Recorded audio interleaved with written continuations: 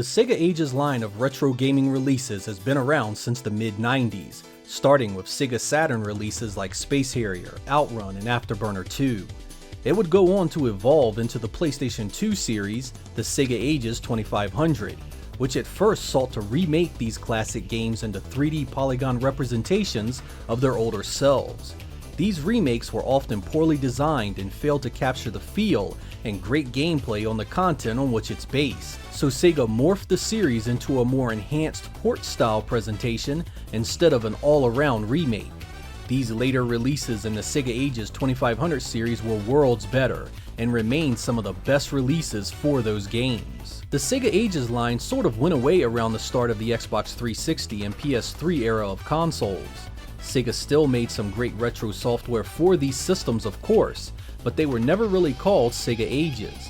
Most of the time, Sega just slapped collection on the end of the name and called it a day. All that changed in August of 2018 when Sega announced that retro darling M2 would begin work on a new line of Sega Ages products.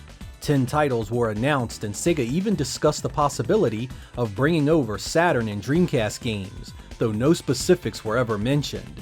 These releases began in September of 2018 with the release of Thunder Force 4 and the first Sonic title, both from the Sega Genesis. Sega Ages would go on to give us awesome ports of Outrun and Virtua Racing and a number of other releases from Sega's back catalog. Sega recently discussed sales from the Sega Ages line with Famitsu, one of Japan's leading video game news outlets.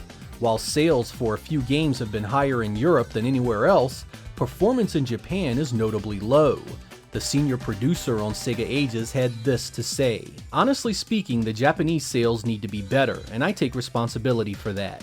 This market is becoming more and more niche, and while each series being on different platforms means there is little point in directly comparing them, the reality is that sales are less than half of the 3D Classics collection. We definitely need to work harder to satisfy our Japanese fan base." While no sales numbers were discussed from North America, it's worrying that sales have been somewhat lackluster for the series in total. Sega's back catalog is chock full of awesome games that could make Sega Ages shine. So what's Sega doing wrong exactly? Why are only a few games selling well in Europe and the entire series stagnant in Japan? I feel most of the issue is because Sega has already released these games before. Nearly every single one of the Sega Ages games for the Nintendo Switch has seen a retro release prior to its Switch iteration. Whether it's on the Saturn, the PlayStation 2, the Xbox 360, or the PlayStation 3, these games have been out there for people to buy. This is especially true in Japan, where many of these releases remained exclusive for some of these platforms. If any market has the right to feel exhaustion from the same Sega releases, it's Japan. The future interest and profitability of the Sega Ages line will greatly hinge on what Sega does next. I don't think reissuing games we have seen before is going to cut it too much longer. Sega has a lot of goodwill built up with Switch owners, but there are limits to how long this will last. Sega needs to move the Sega Ages line on to arcade games that remain locked away from their fans other than PC emulation.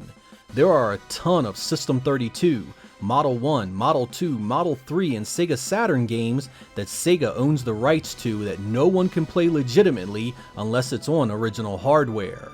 The Model 2 and 3 alone are bursting at the seams with original IPs that Sega gamers would kill to have in a portable format. The developers behind Sega Ages on the Switch, M2, have a fully working Model 1 emulator already running better than original hardware, so I know they are fully capable of getting Model 2 games running the same. Just imagine getting House of the Dead arcade perfect with little Joy-Con guns, or maybe a perfect port of Sega Rally with some of the Saturn editions on the go. The possibilities are endless to give Sega fans, old and new alike, something to be excited about again. And that really is the entire problem with the Sega Ages series: excitement. None of us hate the games that have been announced so far. In fact, many of them are some of Sega's best creations ever. But we have also had access to these games countless different ways in the past, so seeing yet another release simply doesn't invoke the excitement that it used to. We need to see a game every so often that we couldn't get before. This is something that Sega's back catalog could easily remedy. There are countless Sega IPs to pull from, most of which need a simple sponsor banner removed or a polygon changed on a licensed car. Sega has the ammunition to make the Sega Ages line the most sought after collection of releases on Nintendo's digital store. All they need to do is pull the trigger. If Sega fails to do so on the next round of announcements, I fear that Sega Ages may be in for a tough road ahead. I'm Sega Lord X. Thank you guys for watching, and I will catch you next time.